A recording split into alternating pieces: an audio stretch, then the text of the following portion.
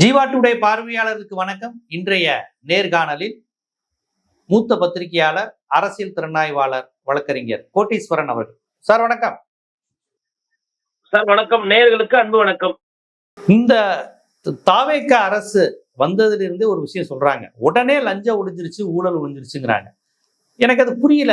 அதாவது எந்த அரசு அலுவலகங்களையும், பத்திரப்பதிவு அலுவலகங்கள்ல ஊழல் ஒழிஞ்சிருச்சு, தாசில்தார் ஆபீஸ்ல ஒழிஞ்சிருச்சு, எல்லா இடத்துக்கும் முதலமைச்சர் ஆய்வுக்கு போறாரு, ரேஷன் கடைக்கு போறாரு. அப்படி மக்கள் எல்லாம் உடனே ஒழுக்கமானவங்களா மாறிட்டாங்க. அதிகாரிகள், ரேஷன் கடையில வேலை பார்க்கறவங்க, மருத்துவ துறையில் இருக்கிறவங்க, நர்ஸ், எல்லாரும் யாருமே இப்ப ஊழலே வாங்குறது இல்ல. ஊழலே ஒழிஞ்சிருச்சுன்னு ஒண்ணு சொல்றாங்களே, அது எப்படி சார் ஃபீல் பண்றீங்க? அப்படி ஒரு பிரச்சாரத்தை தாவேகா எல்லா இடத்துலயும் பதிவு செய்யறாங்களே. இல்ல, அது அவங்களோட ஒரு பிரச்சார யுக்தியா இருக்கு. ஏன்னா இன்னும் ஒரு 3 மாசத்துலயோ 4 மாசத்துலயோ இடைத்தேர்தல் வரும். இன்னும் ஒரு 6 மாசத்துல உள்ளாட்சி தேர்தல் வருது. அது இப்பத்துல இருந்தே அந்த பிரச்சாரத்தை கட்டமைப்பு ஊழல் ஒழிஞ்சிச்சு. இது என்ன சொல்ல வராங்க அப்படின்னா, மக்கள் கிட்ட பணத்தை கொடுக்காதீங்கன்றாங்க. இப்போ மக்கள் கிட்ட இவங்க சொல்லக்கூடாது. இவங்க சொல்ல வேண்டிய ஆளு அதிகாரிங்க. நீங்க யாருன்னா வாங்குனீங்க, ஏங்க ஊழல் ஒழிஞ்சிச்சுன்னு பேச வேண்டிய ஆளுங்க. வார்த்தைகளை விட செயல்பாடுல அது நடவடிக்கை. நிறைய பேர் ஒரு அதிகாரிக்கும் வெளியில இருந்து ஆளை கொண்டு வைக்கிறாங்க. 7,000 10,000 12,000 பெருக்கிறவங்க, தண்ணி போடுறவங்க, இல்ல ஒரு ஒரு அசிஸ்டன்ட் மாதிரி. அது வைக்க வேண்டிய நோக்கம் என்ன? ஏன்னா அந்த இடத்துல எல்லாம் அந்த போஸ்ட் எல்லாம் நிறைய ஃபில் பண்ண. இன்னொன்னு, உங்களுக்கு கம்ப்யூட்டர் புதுசா இப்ப எத்தனை இடத்துல வாங்கி போட்டிருக்காங்கன்னு கேளுங்க. சொந்த கம்ப்யூட்டர் நிறைய பேர் வாங்கி பயன்படுத்திட்டு இருக்காங்க ஆபீஸ்ல. ஏன்னா கம்ப்யூட்டர் ப்ராப்ளமா இருக்கு. நம்ம சொல்றது அவங்களே கூப்பிட்டு செக்ரட்டரியேட் அசோசியேஷன்ல இருக்கிற அதிகாரிகளை கூப்பிட்டு கேட்டாங்கன்னா சொல்லிடுவாங்க அவங்களே. அப்ப இதெல்லாம் இருக்குங்க. அதாவது ஊழலை ஒழிச்சிட்டோம் அப்படின்றது இப்ப 10 இடத்துல குவாரி திருப்பி ஓபன் பண்ணிருக்கீங்க. எதுக்கு அப்ப குவாரியை ஓபன் பண்ணீங்க? மண்ணு வேணுன்றவங்க ஆந்திரால இருந்து கேரளால இருந்து வாங்கிக்க வேண்டியது தானே இனிமேல்ட்டு. எதுக்கு குவாரியை ஓபன் பண்ணீங்க? குவாரி எல்லாம் இனிமேல் நாங்க நடவடிக்கை எடுக்க போறோம், நிலத்தடி நீர் மோசமாகுது, குவாரியே இருக்காதுன்னு நீங்கல்ல, அப்புறம் எதுக்கு இப்போ குவாரியை ஓபன் பண்றதுக்கு உண்டான நடவடிக்கை எடுக்கிறீங்க? இது என்ன விதமான விஷயம்? சரி, அப்போ இடம் ரெஜிஸ்ட்ரேஷன்ல எல்லாம் இப்போ ஒரு பிரச்சனை வந்தது பழனியில. அது என்ன? அதிகாரி எதுக்கு பண்ணாரு? தமாஸ்க்கு பண்ணாரா? 100 கோடி ரூபாய் சொத்தை. அமைச்சர்கள் அதுக்கு பின்னாடி இருக்கிறாங்க, தப்பு பண்ணாங்கன்னு நான் சொல்ல வரல. நான் என்ன சொல்றேன்னா, அதிகாரிகள் வாங்கக்கூடிய ஊழலை நீங்க எப்படி உடனே ஒரு 60 நாள்ல மொத்தமா முடிச்சிட்டதா நீங்க ஒரு பிரச்சாரம் பண்றீங்களோ, அந்த பிரச்சாரத்துக்கு நான் ஒரு சில கேள்விகள் கேட்கிறேன். அடிப்படையில மக்கள் இது ஊழல் இல்லையா இருக்கா அப்படின்றது வர தேர்தல்ல அவங்க ஓட்டு போட்டு காட்ட போறாங்க. 1. 2வது, தானும் ஏமாந்து மற்றவங்களையும் ஏமாத்தி அதுல ஒரு ஒரு இன்பம் காண்றது இருக்கு இல்லைங்களா? அந்த மாதிரிதான் இது. ஊழல் மனிதர்கள் ஆசைக்கு அதிகமான இருக்கிறவங்க. அவங்க யார் யார் எங்க 100% ஊழலை காந்தி தாத்தாவே திருப்பி வந்தாலும் ஒழிக்க முடியாது. ஒரு 90% ஒழிக்கலாம், இல்ல ஒரு 80% ஒழிக்கலாம். அப்படி 80 இல்ல 90 நீங்க ஒழிச்சிட்டீங்கன்னாவே நீங்க சிங்கப்பூரோட டாப்ல போயிடும். அப்ப எதுக்கு இந்த நாட்டுல போலீஸ் இருக்கு? எதுக்கு லஞ்ச ஒழிப்புத்துறை இருக்கு? சரி, ஊழல் ஒழிச்சிட்டீங்கல்ல, லஞ்ச ஒழிப்புத்துறை மூடிடுங்க. எதுக்கு வச்சிருக்கீங்க? இந்த 2 நாளா யாரையுமே நீங்க கைதே செய்யல, ஊழலே வாங்கல. என்ன சொல்ல வரீங்க? எதனா ஒரு லாஜிக் இருக்கணும்ல. சரி, விஜய் அண்ணா ஊழல் ஒழிஞ்சிச்சு, லஞ்ச ஒழிப்பு துறையில இருக்கிற ஆளை படிப்படியா குறைங்க, அப்ப இனிமேல் ரெய்டு போக கூடாது. சரி, ஓகே, இப்படி வச்சுக்குவோம். நானும் ஏத்துக்கிட்டேன். நான் இப்ப விஜய் அண்ணா ஃபேனா ஏத்துக்கிட்டேன். ஆமா, ஊழல் ஒழிஞ்சிச்சு. நான் சொல்றேன், லஞ்ச ஒழிப்புத்துறை அடுத்த 2 மாசத்துக்கு எங்கேயுமே ரெய்டே போக கூடாது. விட்டு பாருங்க அப்ப என்ன நடக்குதுன்னு. இதை ஒண்டி ஒரு பிரஸ் ரிலீஸ்ல விட சொல்லுங்களேன். ஒரு செய்தி குறிப்புல முதலமைச்சர் விஜய் அவர்கள் ஆட்சி பொறுப்பேற்ற காலத்துல இருந்து பொதுமக்கள் சொல்றாங்க ஊழல் ஒழிஞ்சிச்சு, லஞ்சம் ஒழிஞ்சிச்சுன்னு. அதன் அடிப்படையில அடுத்த 2 மாசத்துக்கு ரெய்டே இருக்காதுன்னு சொல்லுங்க. அப்ப என்ன நடக்குதுன்னு பார்ப்போம். எதுக்கு இந்த மாதிரி அதீத விளம்பரம்? நீங்க ஊழலை ஒழிப்பீங்க, லஞ்சத்தை தூக்குவீங்கன்றதுனால உங்களுக்கு ஃபர்ஸ்ட் ஓட்டு போடல. இவங்க செய்யற அக்கிரமம், இவங்க செய்யற அடாவுடி, இவங்க பண்ற கட்ட பஞ்சாயத்து, சட்டம் ஒழுங்கு, மக்கள் நலன், இதுல அக்கறை செலுத்தாதனால தான் ஃபர்ஸ்ட் கோவம். ஊழல்ன்றது பிரச்சனை 3வது இல்ல 4வதா வரும். ஃபர்ஸ்ட் மக்கள் மன நிம்மதி, சட்டம் ஒழுங்கு. 2வது மின்சாரம், மக்களோட தேவைகள். 3வது கல்வி, சுகாதாரம். அதுதான் மக்கள் பார்ப்பாங்க. இவங்க என்ன நினைக்கிறாங்க? தொடர்ந்து இந்த மாதிரி பேசியே நம்ம ஊழலை ஒழிச்சிடலாம், அப்படி இப்படி ஒரு சிந்தனை கொண்டு போறாங்க. ஒரு பிம்பத்தை அப்படியே கட்டமைப்போம், ஊழல் இல்லைன்னு கட்டமைப்போங்கிற மாதிரி அவங்க சொல்றாங்க. அப்புறம் இன்னொரு விஷயம் பாத்தீங்கன்னா, இது வந்து பிம்ப வண்டி கிடையாது. இதற்கு பின்னாடி வந்து ஒரு பெரிய ஒரு ஒரு யுக்தி இருக்கு. ஒரு பிரச்சார வந்து ஒரு ஒரு ஸ்ட்ராட்டஜி இருக்கு. இத அப்படியே சொல்லி, சொல்லி, சொல்லி மக்கள நம்ப வச்சு ஒரு ஒரு ஒரு நாளைக்கு ம். டெய்லி ஒரு 10 பேரு, 100 பேர்கிட்ட சொல்லணும். அந்த 100 பேர் இன்னும் ஒரு 100 பேர்கிட்ட சொல்லணும். அந்த 100 பேர் இன்னும் ஒரு 1000 பேர்கிட்ட சொல்லணும். அப்படியே சொல்லி, சொல்லி அத எல்லா இடத்துலயும் கொண்டு சேர்த்துட்டு அத ஒரு ஒரு 6 மாசத்துக்கு இத பேசி, பேசி விஜய் அண்ணா தான் திருப்பி வரணும். அப்பதான் இல்லன்னா ஊழல் திருப்பி வந்துரும் அப்படின்ற மாரி. எங்க ம். வைன் ஷாப்ல எல்லா பாட்டிலுமே ரூ. 10 வாங்குறத நிறுத்திட்டாங்களான்னு உறுதி செஞ்சு சொல்லுங்க. அமைச்சர ம். வெளிப்படையா பத்திரிகையாளர் சந்திப்புல 100% வைன் ஷாப்ல காசே வாங்குறது இல்ல. அங்க இங்க வேணாம். வைன் ஷாப்ல காசே வாங்குறது இல்லன்ற உறுதியா சொல்லுங்க. ஆனா இவருடைய ஆய்வுகள எப்படி பார்க்குறீங்க? நேற்று இப்ப வன்னியரசு அமைச்சர் பேட்டி குடுத்தப்ப பார்த்திருப்பீங்க. இதுவரை எந்த முதலமைச்சரும் சமூக நீதித்துறை, அதாவது இந்த ஆதி திராவிடத்துறை நலத்துறை, இந்த அமைப்பு, இந்த மாணவர்கள் விடுதிலாம் இதுவரை முதலமைச்சர்களே வந்ததில்ல. ஒரே முதலமைச்சர் இவர்தான் வந்து ஆய்வு செய்திருக்கிறாரே! அப்படிங்கிற மாரி பெருமிதமா பேசுறாங்க. இப்படி ஆய்வு செய்யக்கூடிய ஒரு ரேஷன் கடையில ஆய்வு, மாணவர் விடுதியில ஆய்வு, இவரே நேரடியா வந்து கண்காணிக்கிறாரே! இந்த மாரிலாம் இருந்தது இல்லையே! சினிமாக்கள்ல தானே இந்த மாரிலாம் வந்திருக்கு. எந்த முதலமைச்சர் இப்படி வந்திருக்கிறாங்க அப்படின்னு எல்லாருமே பாராட்டுறாங்களே இந்த விஷயத்த. இத எப்படி பார்க்குறீங்க? இந்த ஐயா 23ஆம் புலிகேசி படத்துல வடிவேலு என்ன பண்ணுவாரு, ஒரு நல்ல ஒரு பாடி பில்டர வச்சு உட்கார வச்சு வரைய சொல்லுவாரு. அவரோட முகத்தையும் அந்த பாடி பில்டர் முகத்தையும் சேர்த்து வச்சு வரைஞ்சு வச்சா, ஒரு அடுத்து ஒரு 50, 60 வருஷம் பின்னாடி தெரியவாது போது, என்ன வந்து ஒரு பயங்கரமான ஒரு தேகத்துக்கு சொந்தக்காரன ஒரு கோவமான ஒரு இளவரசர் ராஜா அப்படின்னு நினைப்பாங்கன்ற மாரி வரைஞ்சுக்குவார். இப்ப நான் என்ன கேட்கிறேன்னா, ஐயா காமராஜர் இன்ஸ்பெக்ஷன் போல, அறிஞர் அண்ணா இன்ஸ்பெக்ஷன் போல, கக்கனு, ஜீவானந்தம் அந்த மாரி அரசியல் ஆளுமைகள்லாம் இந்த மாரி எளியவர்களோட பழகல. ஐயா நல்லக்கண்ணு வந்து மக்கள் பிரச்சனைய பேசல. எம்ஜிஆர் அவர்கள் ரேஷன் கடை, ஸ்கூலு, காலேஜ் எல்லாம் போய் பார்க்கல. அம்மையார் ஜெயலலிதா பார்க்கல. கலைஞர் வந்துட்டு ஆய்வு பண்ணது கிடையாது. கலைஞர் எங்கேயுமே போனதில்ல. ஸ்டாலின் வந்து வீட்லயே உட்கார்ந்திருந்தாரு. வெளியிலயே போல. இந்த எம்.சி. ராஜாவோட இத யாரு இப்ப புனரமைச்சு கட்டுனது? முன்னாள் முதலமைச்சர் ஸ்டாலின் அவர்கள் பீரியட்ல தானே அது கட்டுனது. ஏன் குளத்தூர்ல நெறைய ஆய்வு போனாரு. நெறைய விஷயங்கள் பார்த்தோமே. அப்போ என்னன்னா வந்து விஜய் அவர்களை வந்து தொடர்ந்து பிஆர்ஓ வேலை எல்லாமே பார்த்துட்டு இருக்காங்க. அவருக்கு உண்டான அந்த கட்டமைப்பு, அந்த பிம்பத்தை வந்து முதலமைச்சருக்கு மெருகேத்துற வேலையை வந்து எல்லாரும் பார்க்கணும். அதனுடைய நீட்சியாக என்ன சொல்றாங்கன்னா, அவர் அங்க போனார் ஆய்வு, இங்க சரி வேற என்ன வேலை? சரி முதலமைச்சர் ஆய்வு பண்ணாம அப்படியே உட்கார்ந்தே இருப்பீங்களா சார்? சார் 60 நாள்ல திருச்சியையும், கரூரையும் தவிர்த்து வேற எங்கேயுமே போல அவரு. 60 நாள்ல எத்தனை மாவட்டத்துக்கு போயிருக்காரு? அத கேட்க சொல்லுங்க. ரேஷன் கடைக்கு போனாரு, பெரம்பூர் போனாரு, அவர் தொகுதி. அதுவும் எத்தனை வாட்டி போனாரு 2 மாசத்துல? ஒரு வாட்டியா என்னமோ போனாரு. திருச்சி போனாரு. எதுக்கு போனாரு? ராஜினாமா பண்ணிட்டு அங்க ஓட்டு கேட்கறதுக்கு பிரச்சாரம் பண்ண போனாரு. கரூருக்கு போனாரு. எதுக்கு போனாரு? அங்க சம்பவம் நடந்தது. அங்க திருப்பி இடைத்தேர்தல் வரப்போது. அங்க இருக்கிற கரூர் விஜயபாஸ்கர் அவர்கள் ராஜினாமா பண்ணி அந்த கட்சியில சேர்ந்தாரு. இதை தவிர்த்து எத்தனை மாவட்டத்துக்கு இவரு போயி மாவட்ட பிரச்சனைகள புரிஞ்சுக்கிறதுக்கு என்ன பண்ணியிருக்காரு 60 நாள்ல ஐயா? வேற எத்தனை அதாவதுங்க ஒரு 4 பேர் சேர்ந்து இதே மாரி விஜய் சூப்பரா பண்றாரு, முதலமைச்சர் அருமையா பண்றாரு அப்படின்ற மாரி ஒரு பிம்பத்த வந்து தொடர்ந்து கூட்டணி கட்சிகள் இருக்கிறவங்க கட்டமைக்கிறாங்க. அது வந்து அவங்க கான்ஷியஸா தான் பண்றாங்க. அது தெரியும் அவங்களுக்கு. ம். ம். விஜய் சார் வந்து இப்போ கன்னியாகுமரி போயிருக்கலாமே. இப்ப லாக்அப் டெத் வேற நடந்தது இல்லையா? ஏன் போல? ஆமா, ஆமா. குரல் கூட குடுக்கலையே. சரி திருநெல்வேலி போயிருக்கலாம்ல. தூத்துக்குடியில பிரச்சனை. அங்க கட்சி பிரச்சனையும் இருக்குது, மத்த பிரச்சனைகள்லாம் வருது. போனாரா? சரி ஊட்டி, நீலகிரிஸ் அங்கெல்லாம் மக்களுக்கு எதுவுமே பிரச்சனையே இல்லையா? இல்ல கோயம்புத்தூருக்கு இப்ப எதனா போயிட்டு வந்தாரா சமீபத்துல? இல்ல சேலம்? எங்கேயுமே போறது கிடையாது. டெய்லி அவரோட அலுவலகத்துக்கு வந்துடுறாரு. ஆனா அது ஒரு விஷயம் பாராட்டு. டெய்லி 5 நாளுமே வந்துடுறாராம். ஒரு 5:30 மணி 6 மணிக்கு தான் கிளம்புறாரு. எல்லா அதிகாரிகளும் வந்து உட்கார்றாங்க. முதலமைச்சர் இருக்கிறதுனால ரைட்டு. சரி. மாவட்டத்துல இருக்கவங்கலாம் என்னங்க பாவம் பண்ணாங்க? ஒரு தரவு செய்தி சொல்லணும்னா என்னன்னா, தலைமைச் செயலகத்துக்கு மக்களோட வருகை அதிகரிச்சிருக்கு. என்ன காரணம்னா, ம். மாவட்ட அளவுல மனு குடுத்தா நடவடிக்கை இல்ல. அதனால இங்க வந்து முதலமைச்சர் தனி பிரிவுல மனு குடுத்தா நடவடிக்கை இருக்கும் நம்பிக்கையில வராங்க. அதிகமான கூட்டம் வருது இப்போ. ம். முன்னாடி விட. என்னன்னா, புதுசா வந்திருக்காரு முதலமைச்சரு. இவர் உண்மையிலேயே நடவடிக்கை எடுப்பாரு. இவர் சரி செஞ்சு குடுப்பாருன்னு மக்கள் நம்புறாங்க. மக்கள் அந்த எதிர்பார்ப்புல அவங்க கை காசு போட்டு செலவு பண்ணி வராங்க.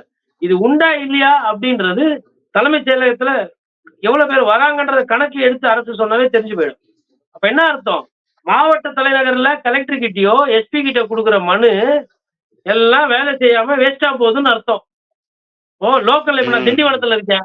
நான் திண்டிவனத்துல போய் ஒரு மனு குடுக்குறேன். ஐயா நான் அது மாரி விவசாயம் பண்றேன். எனக்கு இது பிரச்சனை.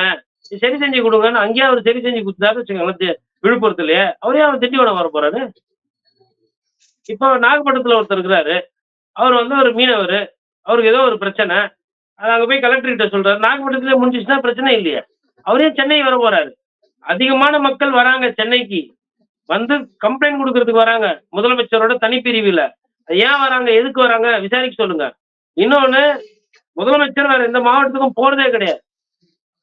ஆட்சிக்கு வந்து 2 மாசம் ஆகுதுங்க. சென்னைய தாண்டி மிச்ச இடம் என்ன என்ன பாவம் பண்ணாங்க அவங்கலாம்? இப்ப தென்காசி எப்படி இருக்குன்னு கூட தெரிய வேணாவா?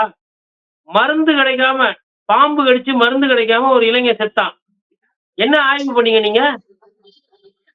என்ன நடவடிக்கை எடுத்தீங்க? என்ன தீர்வு? உறுதியா சொல்ல முடியுமா?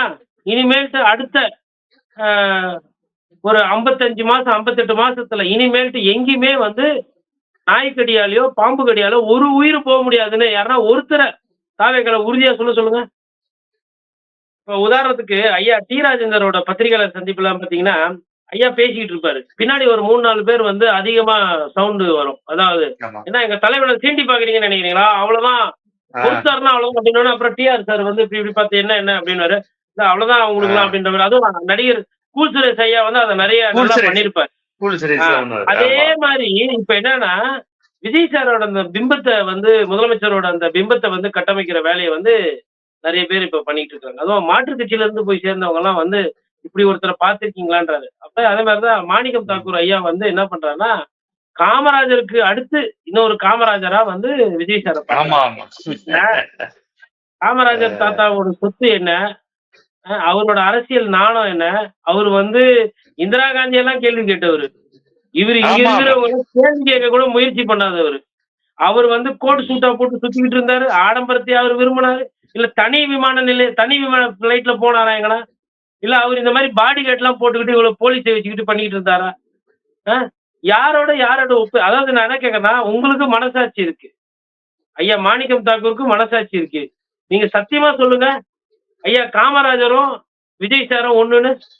எதுல ஒண்ணு? இல்ல இத காங்கிரஸ்காரர் சொல்றாரு பாருங்க. இல்ல அவங்க கட்சிக்காரங்க சொன்னா பரவாயில்ல. தாவேக்கா சொன்னா பரவாயில்ல. ஒரு காங்கிரஸ் கட்சிக்காரர் இது சொல்றாரு பாருங்க. இல்ல அதுதான். அப்போ நீங்க வந்துங்க எப்படி அதாவது இருக்கிற கட்சிக்கு முதல்ல விசுவாசமா இருக்கணும் இல்லையா? எங்களெல்லாம் ம். விட அவர் கஷ்டப்படுறாரு. நாங்களும் கட்சி நடத்துறோம். எங்கள விட அவர் சிறப்பா செயல்படுறாருன்னா, அதுல புரிதல் இருக்கு. காமராஜ் த கிரேட்ன்னு தான் அவருக்கு பேரே. பேரே ம். Kamaraj the great. Kamaraj the king maker. அவர எடுத்துட்டு ம். போயிட்டு இவரோட சேர்த்துக்கிட்டு, அவர் எதனா சொத்து அதிகமா சேர்த்தாரா? இல்ல எப்பனா வந்து வருமானத்துக்கு அதிகமா சொத்து இருக்குது, பணம் கட்ட மாட்டேன்னு வருமானத்த எதனா மறைச்சாரா? இல்ல கார் வாங்கிட்டு கார்ல வந்துட்டு இது பண்ணிக்கிட்டு இருந்தாரா? எத் எ எ இல்ல எனக்கு புரியவே இல்ல. எந்த அடிப்படையில காமராஜர் ஐயாவோட விஜய் சார நீங்க ஒப்பிட்டு பேசுறீங்க? என்ன இப்போ இப்போ அதாவது இந்த லிவிங்ஸ்டன் ஐயா சொல்றாரு, "கூவல் தான் முக்கியம். வருங்கால ஜனாதிபதி வாழ்க" அப்படின்னு ஒருத்தர் சொல்லிட்டு இருப்பாரு. அந்த மாரி இல்ல போகுது இது. ஒரு ஒரு வாக்குப்போக்கு இல்ல. ஒரு ஒரு நெறி இல்ல. ஒரு ஒரு எதுக்கு ஃபர்ஸ்ட் கம்பேர் பண்றீங்க? காலம் சென்ற தலைவர்களோட, இன்னைக்கு இருக்கிற தலைவர்களோட எதுக்கு கம்பேர் பண்றீங்க? அப்புறம் ஒருத்தரு, எம்ஜிஆர பார்க்கிறேன் நான் அவர. காது கேட்காதவங்களுக்கு, பேச முடியாதவங்களுக்கு, தன்னோட சொத்தெல்லாம் எழுதி வச்சுட்டு போனவர் அவரு. ஆமா, ஆமா. இப்ப வரைக்கும் இருக்கே. இப்ப வரைக்கும் அந்த இடம் இருக்கே. மாற்றுத்திறனாளிக்கு இப்ப வரையும் இருக்கே ராமவரத்துல. ஊர்ல இருக்கிறவங்களுக்கு, ஏழைப்பாழைகளுக்கெல்லாம் சொத்த எழுதி வச்சுட்டு போனவர். அவரு எங்க?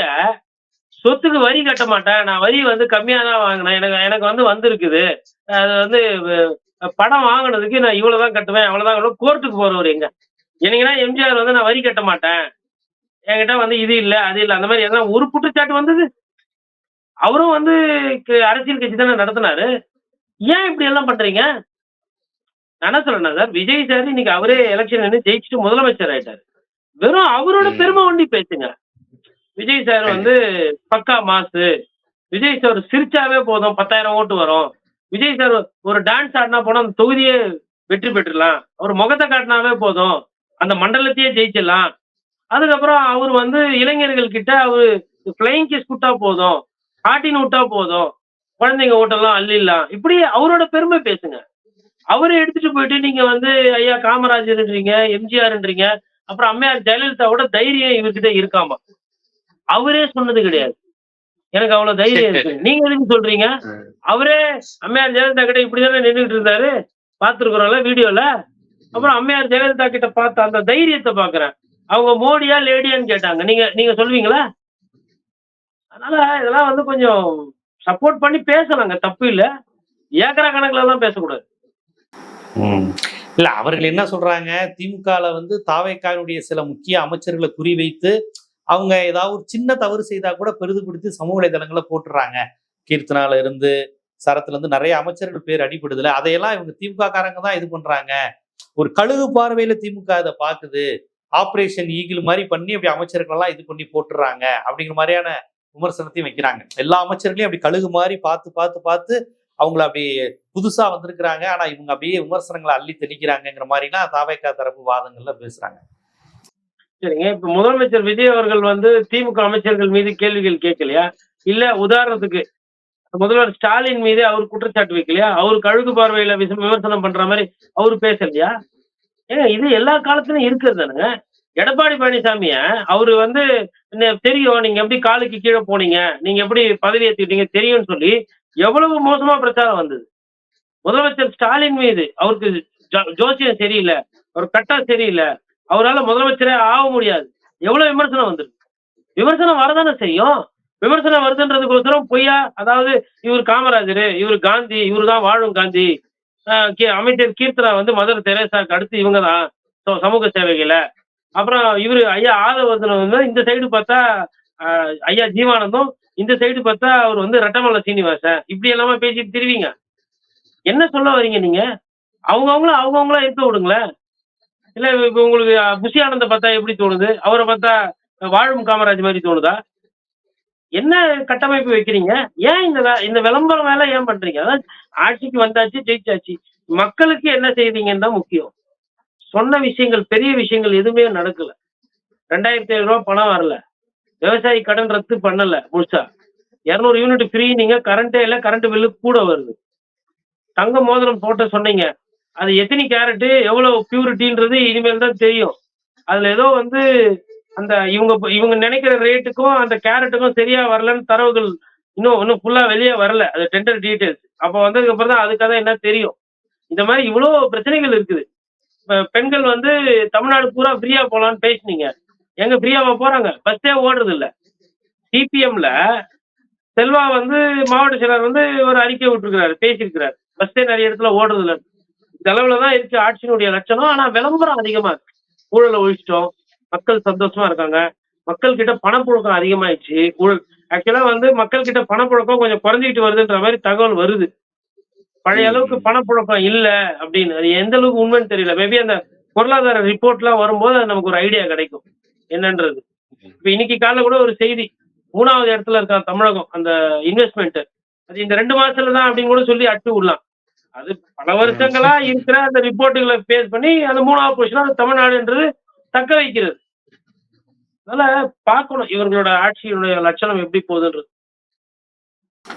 பார்ப்போம். இந்த அரசு நிர்வாகம், இந்த அரசியல், எதிர்க்கட்சி அரசியல், குதிரை பேரம், இதை எப்படி அணுகணும், எப்படி புரிந்துக்கணுங்கிறத ஒரு பார்வையாளராகவும் ஒரு பொலிட்டிக்கல் அப்சர்வராகவும் ரொம்ப ஒரு விரிவான நுட்பமான பார்வையை வழக்கம் போல உங்களுடைய பாணியில மக்களுக்கு தந்திருக்கீங்க. மிக்க நன்றி. நன்றி.